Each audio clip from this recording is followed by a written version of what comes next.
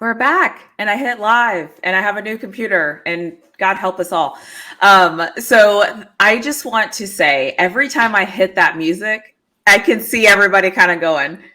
Like as soon as it starts. So I love that. Anyways, welcome back everyone to the next episode of Around the NFL. I don't know what I'm going to call it. I'll figure it out when it's time. So I have actually, the funny thing is we've never really had like an actual long conversation. I've actually just heard you have millions of conversations and talk about a lot of different things and talk about, all things, different teams, different sports, all those different things. So this is cool. I'm excited that you're here to talk about your Cowboys.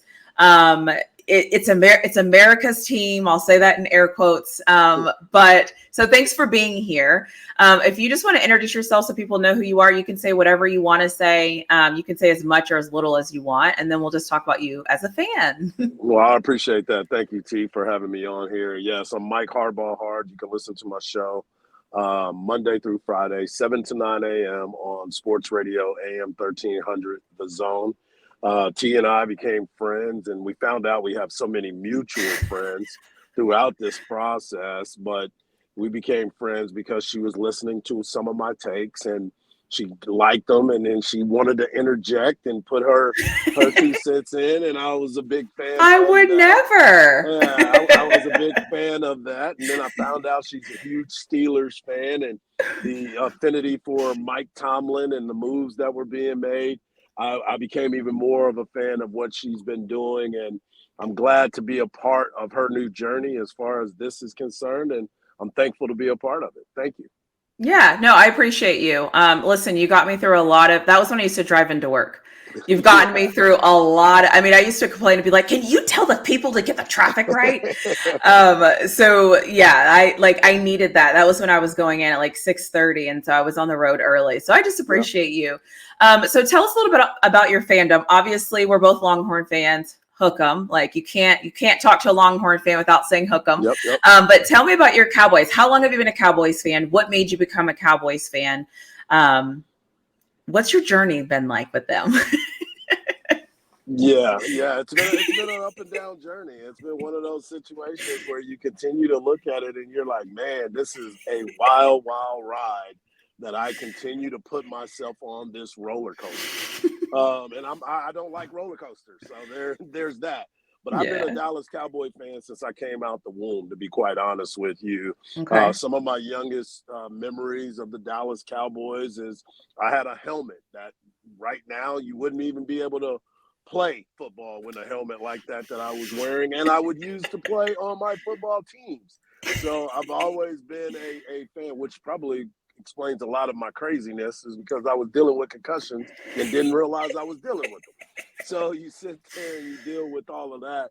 But I've been part of the journey from day one.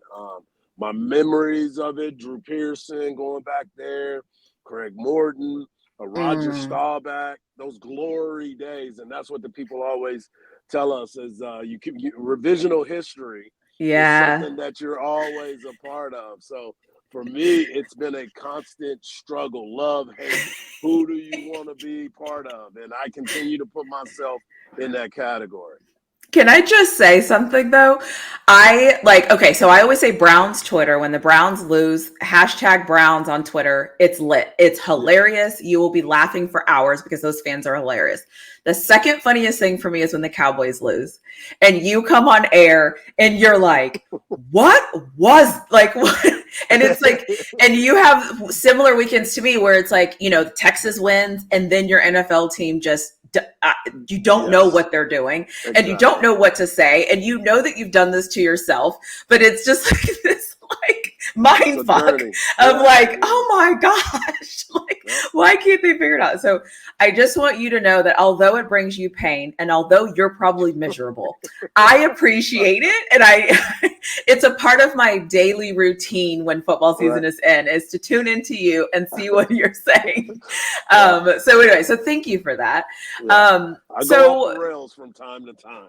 Yeah, I love that. And I'm sure you get it too, because you're a Cowboys fan. So the people that know you probably are like, here you guys go again. Haha, I told you. Like, Well, tell us a little bit about free agency. How do you think that you've done in free agency? I think I tweeted something and I kind of laughed and I was like, are the Cowboys aware that free agency has started?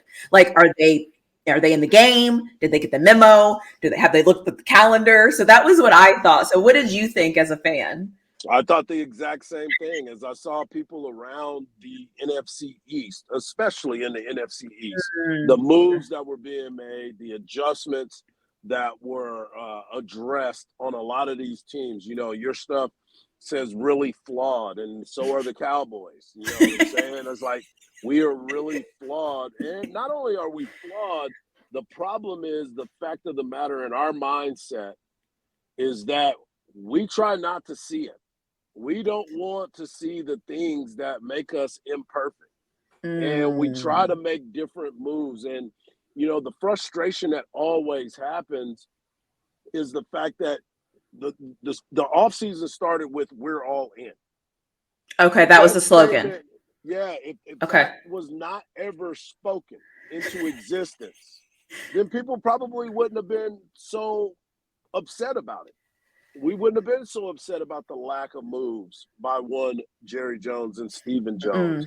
We wouldn't have been upset about the flat fact that all of our players decided to go with the Washington Commanders and go to teams that are within our own situation. Those are the frustrated parts and frustrating parts of the entire movement.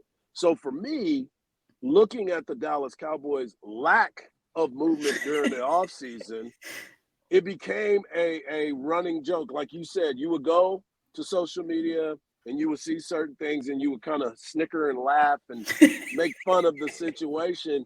Those are the types of things that now we have gotten to where it's like, okay, this is what we expect. But we also expect the Cowboys to be a team that is going to compete for a championship. Because don't worry about those lack of moves.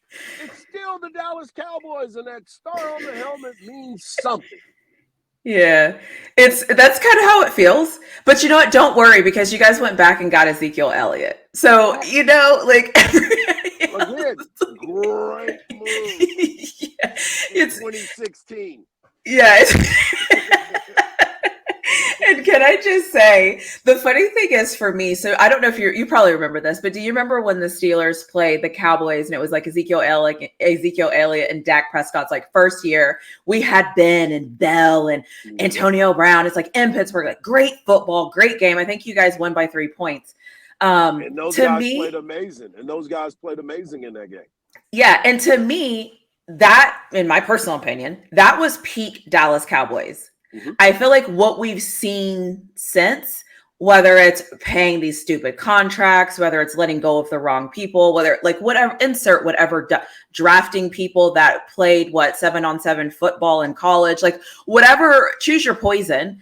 I feel like the Cowboys just always find a way to make us laugh. That's a very fair statement, and it's so fair that you bring up the laughter involved in it. I have some friends of mine that call them the clowns. Like the clown show is about to begin every game.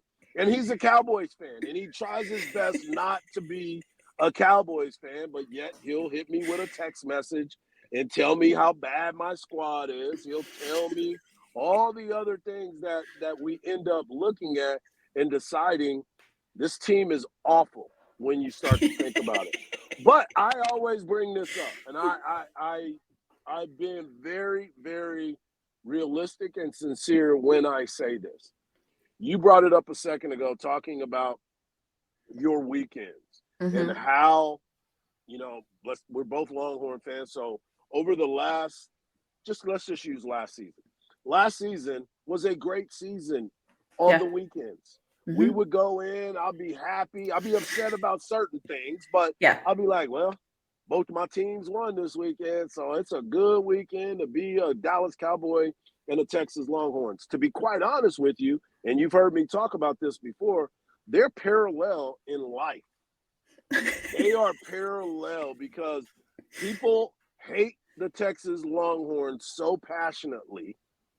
They hate the Dallas Cowboys so passionately, and their team could lose every single game. Mm-hmm. As long as the Texas Longhorns and the Dallas Cowboys lose, they don't even care about their team. That's true. That's true. It's funny because I always say, like, and I'm in a unique situation, right? Because I'm a Steelers fan and I don't know anybody who doesn't like the Steelers. Like, even teams in the AFC North are like, I mean, we don't really like y'all, but like, we respect you. And so there's that. And then, like you said, then I have the Texas Longhorns. And it's like, we don't care about you guys. We don't want you guys to be back. You're back. We don't want you to be back, but we're going to watch. And it's kind of great when you're back because football's fun, but like we don't really care about you. So there's this weird thing happening. And There's a huge dynamic to it. Yep. Then I'm a Colorado Buffaloes fan. And you know what? Coach Prime, God bless him. I'm going to ride with Prime because I hope he's successful. I won't even get into all the ins and outs of all the things, but it's like, so I'm on this weird roller coaster where it's like, can I just have, like, I have this very stable organization, Mike Tomlin and crew. I know what I'm going to get from them. I got it. You know, I understand they're crazy. Texas, we're in a weird thing right now, right? We're really good. So like, this is, we've been here before. So I kind of get this crazy. And then there's the Colorado crazy, and I don't really get it. And I don't know how it all mixes. But for me, sometimes I'm just like, I cannot deal with this. Right. There's so much happening. So, and I had really good off seasons, right? Like my Steelers did really good. The Buffaloes, I'm like, okay, we live in the transfer portal. So, you know, whatever. Texas did really good. So I don't know what I'm doing. I don't know if I'm coming or going most times, but I just know that I'm here. So we'll see. And the thing about it is, and I appreciate the honesty about this roller coaster that we're both on when it comes to Coach Prime. And as somebody that, you know, appreciates what he's trying to do, I just think that right now he's putting himself in a situation that it's a no-win situation for him. He was put in a position early, and you and I were on that same ride, talking about what we're seeing and what he was able to do early. And America loved it. Yep. They were like, oh, they need to do it because his team was terrible when he took it over. Then it gets to the point that he's had success, and it's like he's never been there, and that community didn't understand it. But they're like, we're riding with Coach Prime. Exactly. Yeah. And then all of the rugs started getting pulled from underneath him. And those that hadn't gone through the adversities in that particular situation, they don't know how to adjust to it. Right. And I think with the arrogance in which he is allowed to have, facts, because he is prime time. He is who he is. The other participants in this journey don't have the same credibility nor the same skins on the wall. And now it's become, again, the circus, which is Colorado Buffaloes, which is Dallas Cowboys, which is Texas Longhorns. But I'm not putting the Longhorns or the Cowboys because they've established who they are. Colorado is trying to establish who they're trying to get to, and the road has been very, very bumpy. That's it. And, you know, I always say, and you know this, you and I have kind of had a similar kind of thing. I always say, like, sometimes the best thing to say is absolutely nothing. Agreed. Because when you're great, you don't have to say anything. When you're really bad, you actually shouldn't say anything either. And when you're trying to build and when it looks a little foggy, listen, we dealt with Texas 5-7. We know, we remember that. And let's just take it back further. We won a national championship. We were amazing. 2009, like we're doing all these great things. Then you know, then we worked, and then it got bad, and then we had Tom Herman. It was kind of this weird thing, and then we get Sark, and we're all excited, and we're like, yes, here we go, and then we're 5-7, and we're like, and we were. I don't want to say we were quiet, but we were kind of like, what is happening? Our program, our culture, our foundation. Do we actually suck? Are we ever going to be back? What is this? Right. So I say that to say, and I say this to Colorado fans, I've been here. I've been 5-7. I've walked this walk. I have. You want to read my book? I have a story about how this works, you know. And I remember what happened, And we were like, okay, Sark, like, what you got? You're a good play caller. You're this. Can you build a culture? Can you build a team? You're not Nick Saban, but what can you do, right? And then, Right. and I tell the story. Then Alabama comes to Texas or comes to Austin, and we're like, this is it. This is our moment. We didn't win the game, but we knew in that moment we were in the game. And Right. that's what I'm waiting for Colorado. It's like I'm waiting for, and I hope it happens this season. God, I hope it happens this season, where we have that game, and I can say, okay, you know what I mean? Like Right. we're not there, but we're trying. Like we're slowly showing that progress. And so, Colorado fans, take a deep breath, calm down. It's going to take time. Coach Prime doesn't do us a lot of favors sometimes. But that's who he is. He's prime time. Like I won't take that from him. Right. But let's just take a deep breath. This is a process. We're going to be fine. Get off the ledge. We're going to be fine. Yeah. Just let it take its course, because here's the deal. I think what he's done has been great. He's brought some culture there. He's brought the identity that they're trying to establish, but he's brought media eyes. And you know as well as I do, all press isn't always going to be good. It's not going to always be bad, but you're always going to be in the storyline. Yep. So now you're bringing some TVs to kind of like what we were talking about with the University of Texas and the Dallas Cowboys. People love to see you lose. They don't always want to see you win. Right. And you brought that up at the very beginning. So you sit and you your sound is off. Oh, now you're back. Go ahead. Yeah, you deal with the idea of success and how do you get that success? Well, this is it. This is the journey. You got knocked down. Now let's see how you stand up. That's it. We'll see how it plays itself out here coming up this season. I'm kind of excited to see what they do next. Yeah, like I said, I'll be there. I'm on the bandwagon. I'm just not loud, and I've been here. I know what this ride looks like. So back to the Cowboys. How did you all do in the draft? Did you feel good about the draft? I felt like about it. I felt good about the draft. Okay. I felt content. Well, content's not even the right word. I felt like this was the areas of concern on the offensive line were addressed. I believe Connor Beebe, who announced that he was at K-State, but he announced that he is going to be working at center a lot. I think that's important. I think the fact that what the Cowboys ended up doing with Mr. Guyton out of Maynard, Texas, who went to Oklahoma, initially went to TCU, I think that was a great get for them because we're looking to see how we can build. You know, when Cowboys were really dominant, it all started on the offensive line. That is when they established who they were. The movement of the team was on the offensive line. So for them to be able to do that and get those types of players on the offensive line and try to rebuild that. Because remember, Tyler Smith was drafted the year before that. We already know what Zach Martin is. Tyler Biadasz is not there, but you start to see the foundation that was being set. So I thought they did a really good job in the draft. One of the positions of need, we've talked about this numerous times, was the running back position, i.e., that's why Zeke is back. We thought that Jonathan Brooks from the University of Texas was going to be the pick, but he ended up going to the Carolina Panthers.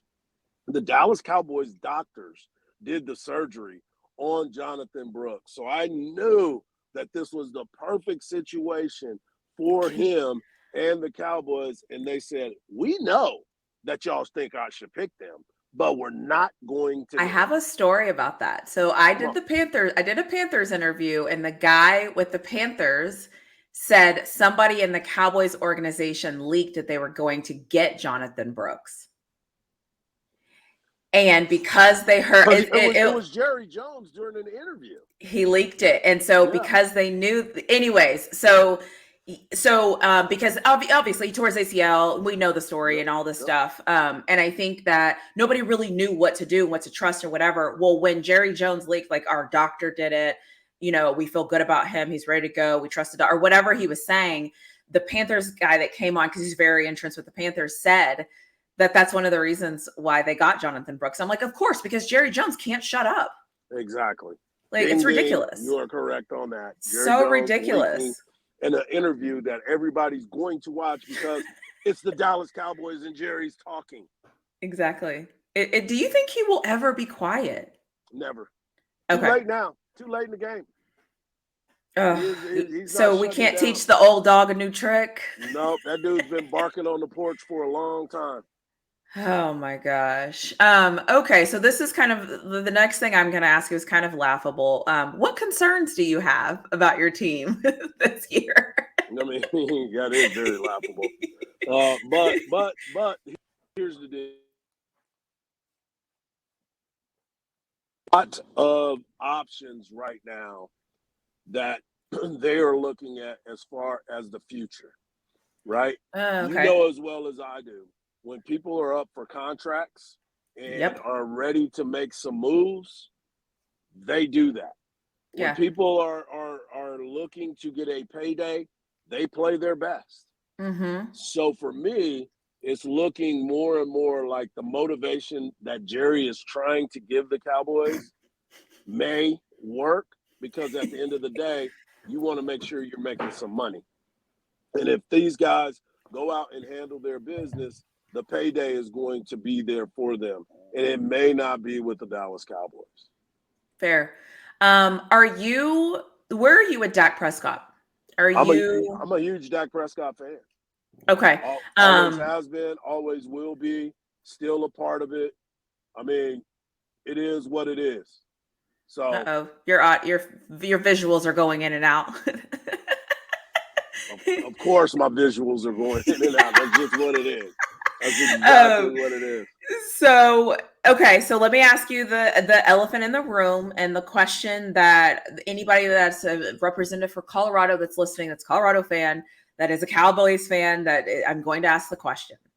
Do you see a world where the Cowboys either tank for Sheduer or they try to move on from Dak to get Sheduer?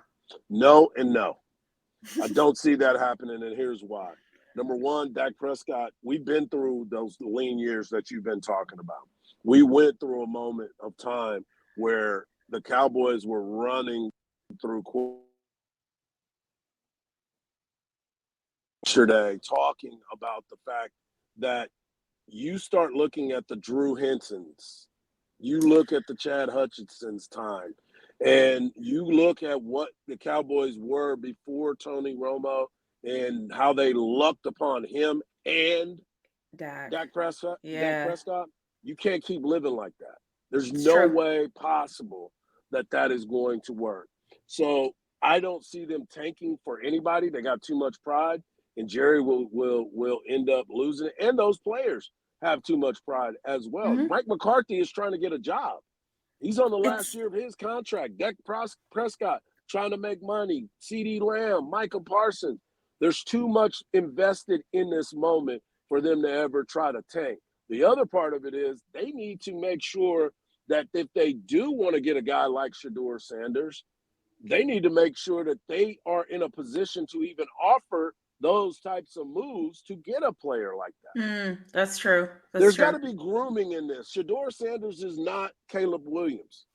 Sheduer Sanders is not a guy that you would see as the number one overall draft pick. Ain't happening. Yeah, I the know a clear lot of cut number people love one. him. Yeah, Yeah, there's no way. So you yeah. have to look at those types of situations and see what happens. Do I think Sheduer Sanders is going to play and be well in the NFL? Absolutely. But I don't think it's with the Dallas Cowboys, and I know it's not going to be because the Cowboys tanked to get him. Yeah, there's two things I always say. Is this is the NFL. This is a business. And Exactly. there's 32 teams. This is a real billion-dollar business. Mm-hmm. And it's grown men. And so to say they're going to do that when I just don't see it. And then the other thing I'll say is I don't, as much as Coach Prime and Jerry Jones are smiling and laughing and joking and friendly with each other and all that stuff, that's too big of egos to put in the same house. Jerry Jones has to be the guy. Yep. And I don't see Jerry Jones being the second fiddle to anybody, let alone his quarterback's dad. I just don't see it. But but again, listen, Jerry Jones. Crazier things have happened. I was just gonna say. I know. I was just gonna say. So let's talk a little bit about you all's schedule. So as of this recording, the schedule has not released. There's like trickles coming out, and at this point, hell, I don't know what's a real thing and what's a fake thing because I feel like I'm seeing so much stuff. Yep. Who do you all usually look at the schedule and go, "Oh gosh, we play these guys"? Like, who is usually like the Cowboys? Like, I don't want to say nemesis, but just team that you take notice of. Philadelphia Eagles and the Philadelphia Eagles and the San Francisco 49ers. Those are the two teams that we always are going to look at, that we're always going to have an issue with, that we're always going to take exception to because of the fact of the history. Most of the time, it's going to be between those two teams to decide where our destiny is going to be, whether it's going to be for the championship, go get the championship, playoffs, all the division, everything comes back to that situation, those two teams. So when you get a chance to look at them and you know that they're on the schedule, those are the two teams that we always highlight to see what is next for them. Okay, cool. I know you guys play us this year. We play the NFC East. So that will be interesting. It will be very interesting. Yeah, like, and you know my team. We lose to the teams we're supposed to win to, and we beat the teams. It's just, you know what, we're gonna play ugly. I will say Rod Babers, I was listening to him years ago. One thing he said that has stuck with me is if you can find a way to win ugly, you're never out of the game. Exactly. So my Steelers, we find ways to win ugly, and we're just never out of games because it's always ugly. It's never pretty. Big fan of it. It's never pretty. That's why Tomlin never changes his demeanor, because he knows. He said, this is ugly as hell, but we right here. We right here. It's ugly as hell, and somehow with no offensive coordinator, we just took the lead with 3 minutes left. Exactly. Like, come on, defense. So that's like our style of play. So the other thing I'm curious about, just as a Cowboys fan, like, how do you all feel? How do you all feel about? I'm tired of seeing the Giants and Cowboys. I'm tired of seeing it on Monday night, Sunday night, whenever they play it. I think it's worthless. Play that game at 12 o'clock. It's Thanksgiving. I was just going to say, has Thanksgiving game right now. Yep. I am legitimately. Haven't you guys beaten them like 9 times in a row, 10 times in a row, or something stupid? But who's counting? Oh my gosh, I'm so tired of that. Okay, so that's the other thing.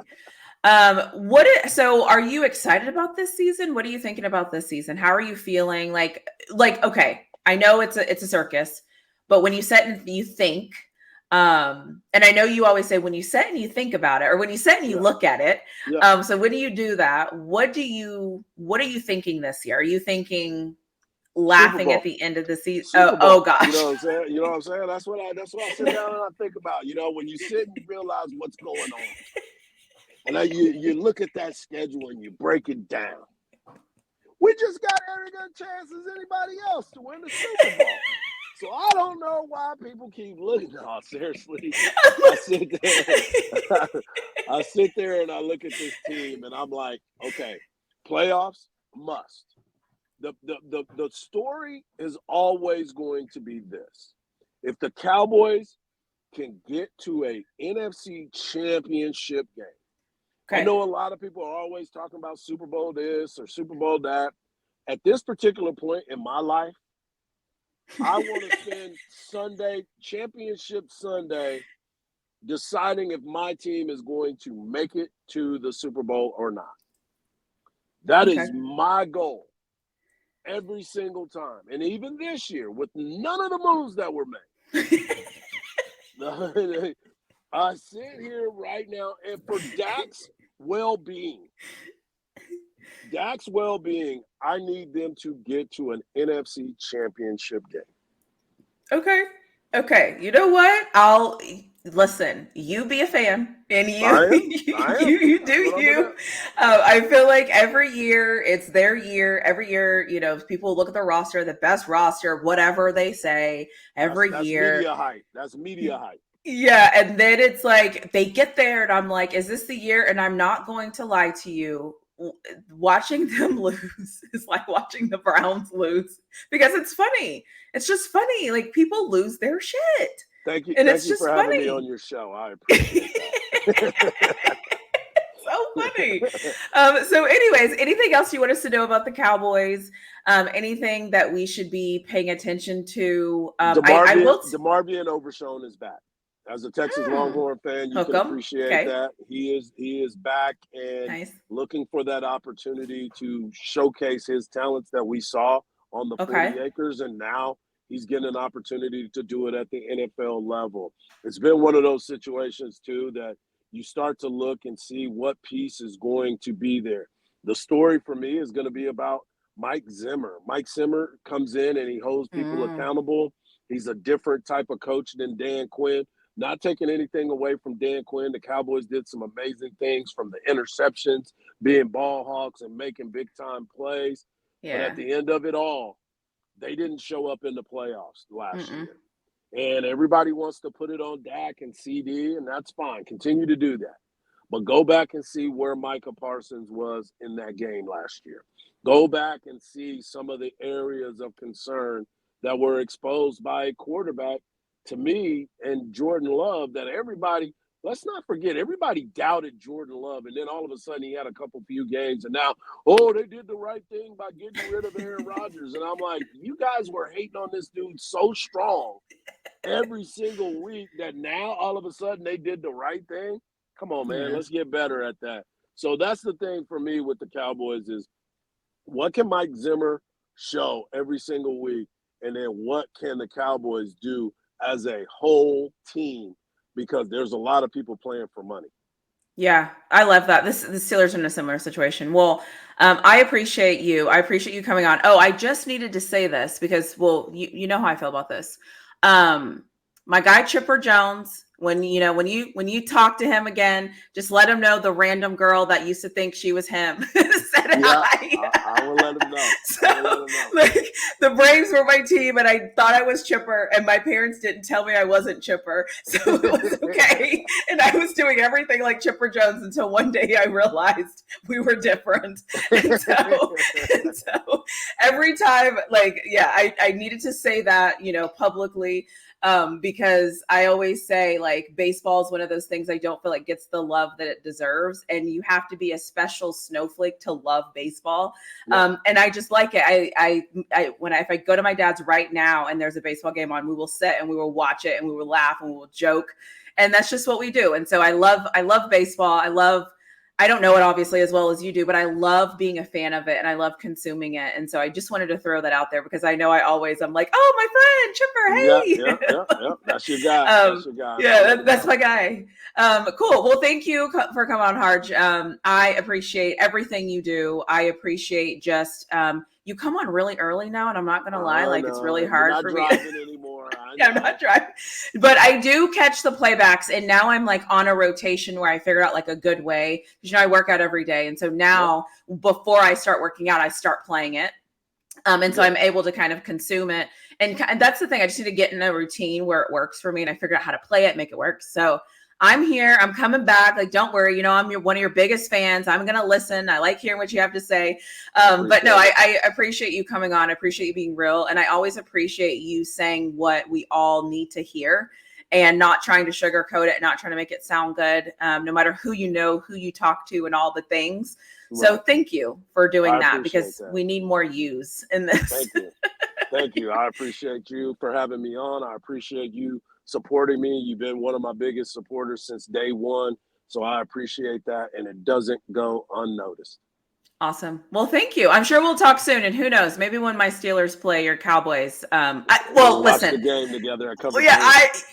My Cover 3. Shout out Cover 3. My gosh. That's right. Yeah, I don't know what to call. I don't know what's going to happen in that game, but we'll see. It'll be fun. Hey, but you do have a new Steelers fan, my son DJ, that I talk about all the time. He is a huge because of Wilson fan. So now his next jersey that I told him, I'm tired of buying Russell Wilson jerseys. I'm tired of buying Russell Westbrook jerseys. You're on your own, homie. You go buy your own Pittsburgh Steelers. That's one thing I cannot get down with. Well, can I just say, and I don't know if you know this, but there's a couple of reasons why I'm a Steelers fan. One of the reasons is because when I was a kid, I watched the yellow team play the blue team and everybody was cheering for the blue team. And I just happened to like yellow. So that I was a Steelers fan. Then Casey Hampton was the Yep. first person I got to watch from college go to the pros. And so he also, like, because I was able to watch him play in college, I was able to see the difference in game, and I was able to realize like how important the offensive line was and what a nose tackle was and what a defensive line was. And so it's like this weird arc of how like my football journey starts, but all roads kind of lead back to Texas and the color yellow in a weird way. So that's so I'm with your son, like good for him. Follow the player that you like. I was fortunate. Every player I've ever liked, I don't like players anymore. I really like programs. Every player I ever liked stayed a Steeler. Troy Polamalu, Casey Hampton, like they all stayed. Nice. So I didn't have to deal with the and Kobe didn't have to deal with all the jumping. So I don't. Yeah. Well, you're lucky. Yeah. Awesome. Well, thanks, Hardge. I'll talk to you later. I appreciate you. Thank All you. right. Bye.